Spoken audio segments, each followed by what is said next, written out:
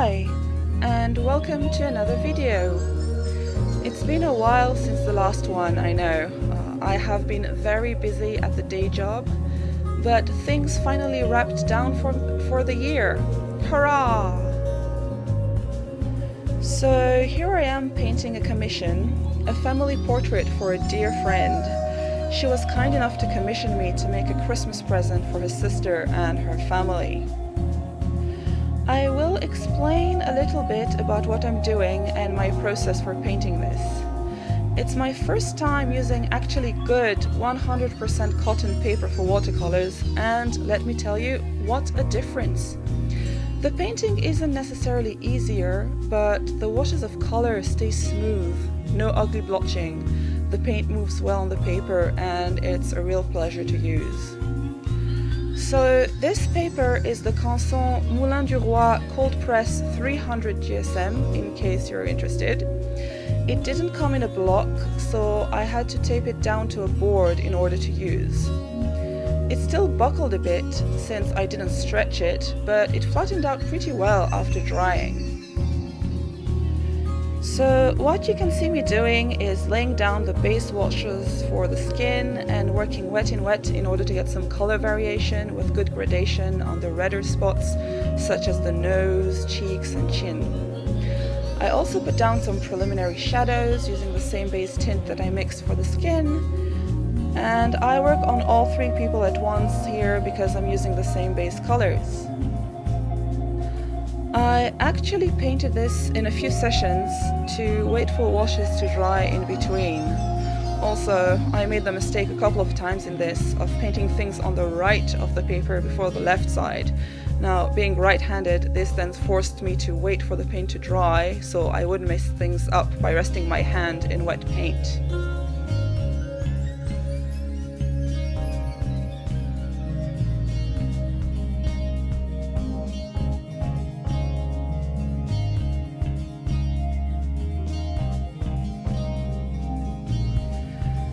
Now here I didn't want to draw the stubble in literal paint strokes, so I opted for a light glazing of grey over the chin and cheeks here for a 5 o'clock shadow kind of thing.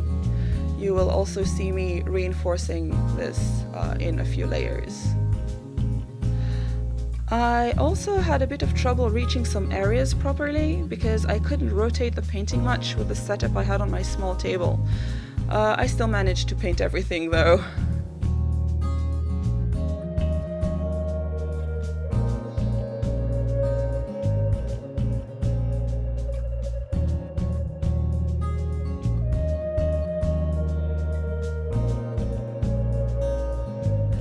Here you can see the mistake I made of painting the right eyebrow, so I couldn't be sure to get to the left without messing it up.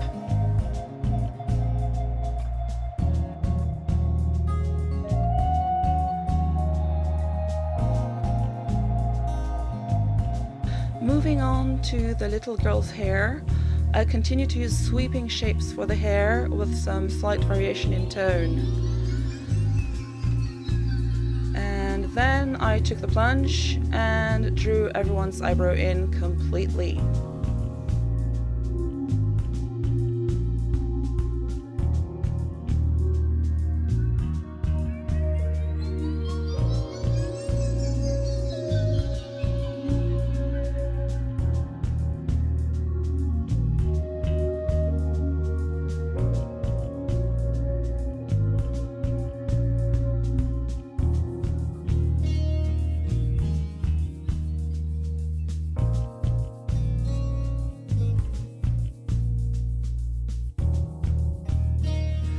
The mum has blue streaks in her hair, so I did those with a mix of marine blue and my favorite Prussian blue.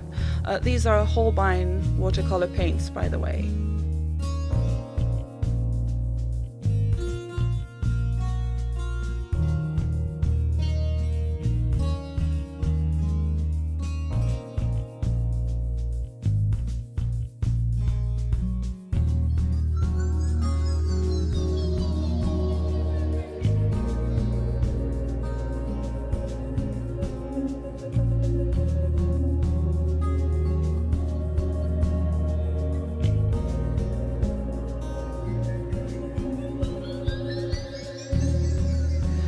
So here I finally started working a little on some details and outlines using a mix of, I believe, Van Dyke Brown and Payne's Grey.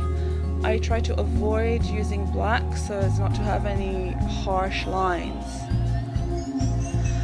I don't know these people personally very well, and it's sort of a challenge to draw as opposed to people you know and interact with on a daily basis.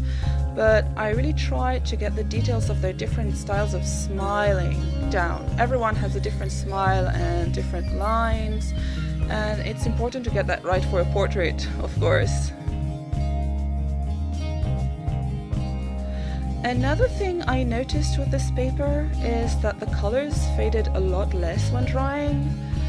I did of course build up the colors gradually, but it was by choice rather than because I had to boost an area where I had already put down almost pure pigment. Next is all working on details, adding shadows and the lines of the faces and more outlines.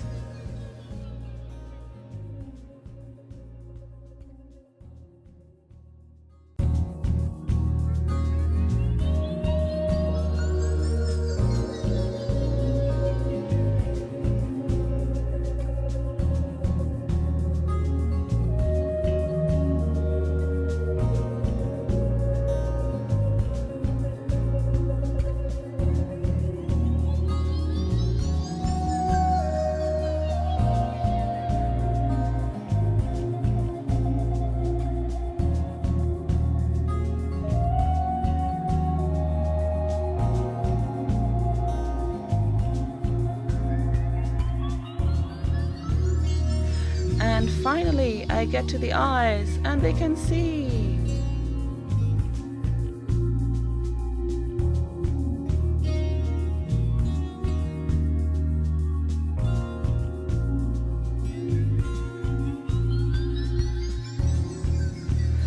At this stage, it's finally starting to look like something might come out of this. So I add a few more layers to the skin to build up the color all around.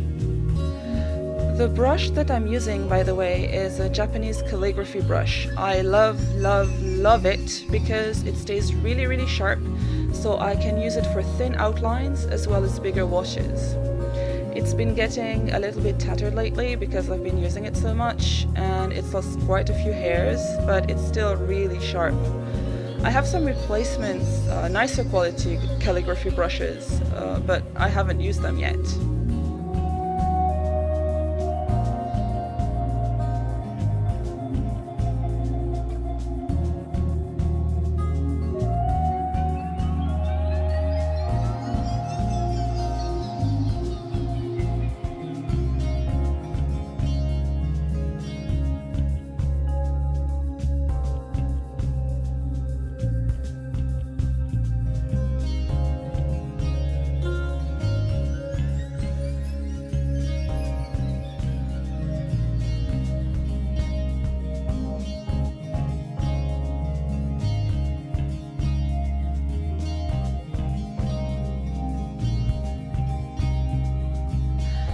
Here I finally get to the clothes and accessory details.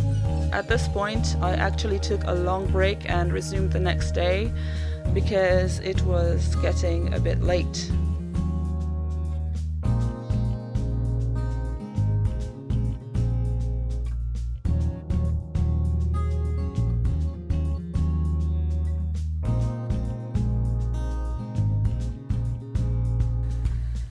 You can see here where I'm doing relatively larger washes, how it's so much nicer on this paper. Especially later, you'll see on the little girl's dress, which I decided to make purple using quinacridone violet.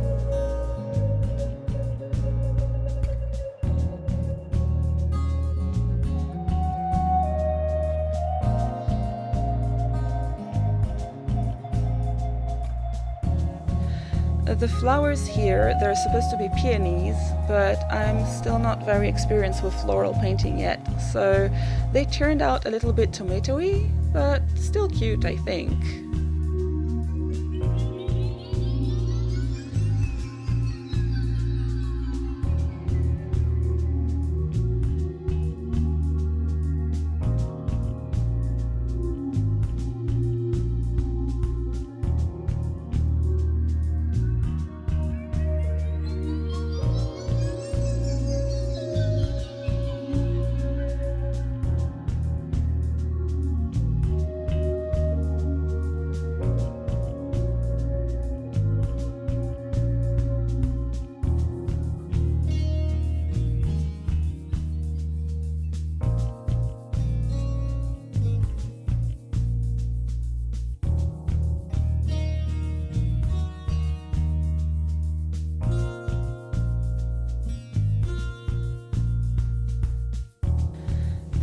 here you can see the beautifully smooth wash I was able to do on this paper. It was so smooth.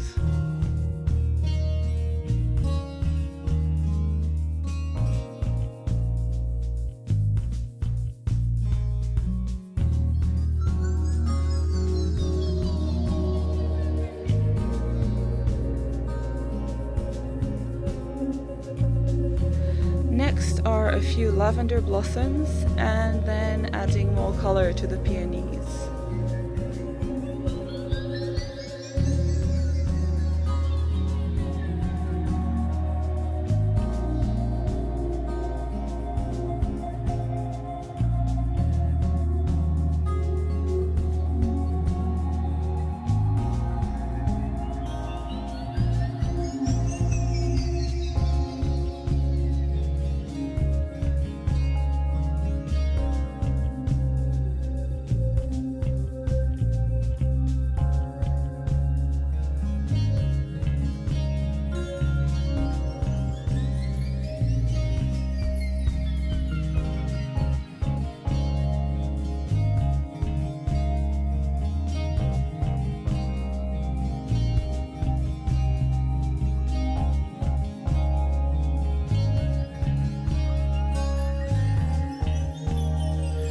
Here I switched to a tiny thin brush in order to add details in white gouache.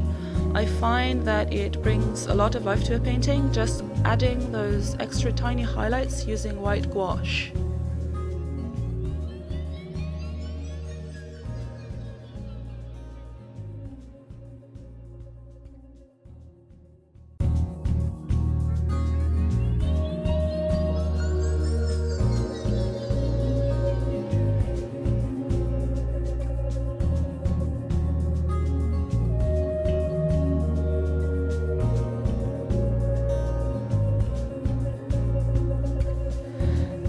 Finally, my favorite part, adding shinies. I use Kuretake Starry Colors paint to add gold dots and then silver highlights to the eyes. It's a bit difficult not to go overboard with those, but I tried.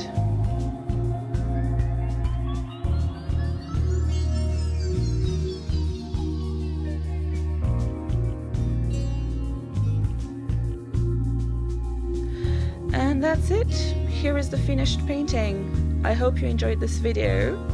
If you did, please like, subscribe, and I'll see you in the next video. Thank you. Bye.